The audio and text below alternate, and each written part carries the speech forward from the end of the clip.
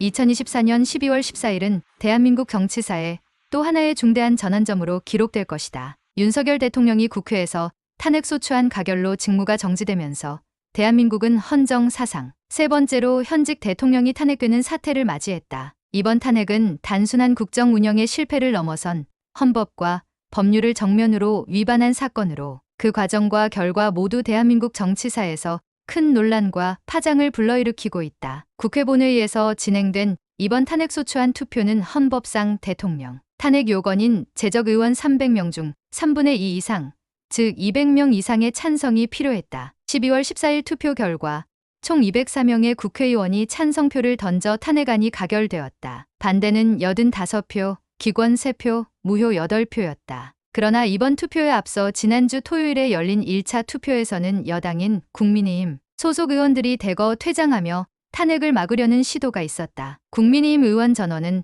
본회의장에서 퇴장했으나 안철수, 김예지, 김상욱 의원만 예외적으로 투표에 참석했다. 김상욱 의원의 경우 당론에 따라 반대표를 던지겠다는 입장을 분명히 하며 투표에 참여했지만 당내에서조차 균열의 조짐이 나타난 상황이었다. 윤석열 대통령 탄핵의 결정적 사유는 12월 3일 밤에 있었던 계엄령 선포였다. 헌법 제77조는 계엄령 선포를 대통령의 권한으로 인정하고 있지만 그 전제 조건은 전시, 사변 또는 이에 준하는 국가 비상사태에 해당해야 한다. 그러나 당시 상황은 이러한 조건을 전혀 충족하지 않았다. 경제난과 정치적 갈등이 심화된 상황이었지만 이를 국가 비상사태로 간주하기에는 무리가 있었다. 계엄령 선포 후 윤석열 대통령은 헌법 제77조 사항에 따라 계엄을 선포한 즉시 국회에 이를 통고해야 했음에도 불구하고 이를 무시했다. 뿐만 아니라 제77조 5항에 명시된 국회가 재적 의원 과반수의 찬성으로 계엄의 해제를 요구할 경우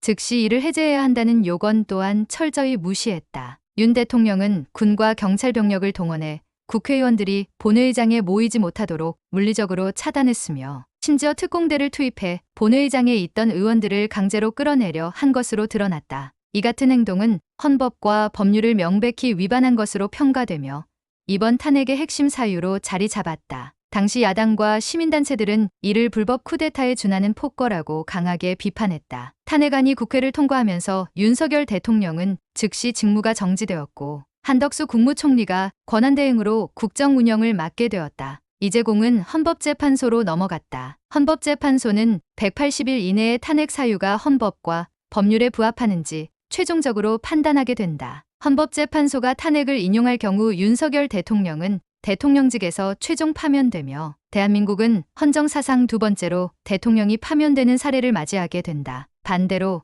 기각될 경우 윤 대통령은 복귀할 수 있지만 이미 대중적 신뢰와 정치적 정당성을 크게 잃은 상태에서 국정 운영의 정상화는 어려울 것으로 보인다. 탄핵안 가결 직후 전국적으로 다양한 반응이 쏟아졌다. 탄핵을 지지하는 시민들은 촛불 집회를 열며 법치주의가 승리했다고 외쳤다. 반면 윤 대통령을 지지하는 보수층에서는 정치적 탄핵이라며 강력히 반발하며 대규모 집회를 예고했다. 정치권 역시 경랑에 휩싸였다. 야당은 민주주의와 헌법의 승리라고 평가하며 탄핵 이후 전국 주도권 확보를 다짐했다. 반면 국민의힘 내부에서는 이탈표와 당내 균열에 대한 책임 공방이 벌어지며 분열의 기로에 섰다. 특히 계엄령 선포 과정에서 군과 경찰이 불법적인 역할을 했다는 점이 밝혀지며 국방부와 경찰청에도 비판의 화살이 향하고 있다. 시민단체들은 관련자들에 대한 책임을 물어야 한다고 주장하며 추가 법적 대응을 예고했다. 윤석열 대통령의 탄핵은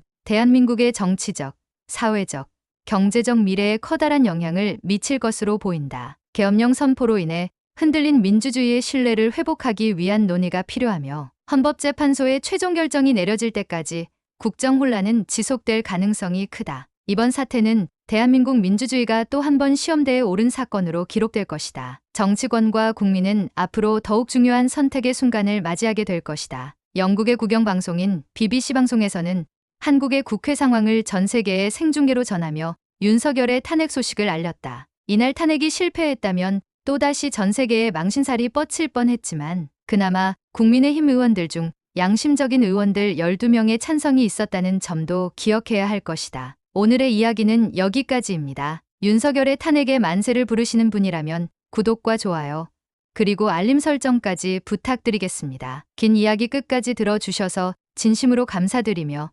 앞으로도 더 좋은 사연으로 여러분을 찾아오겠습니다. 시청해 주셔서 감사합니다.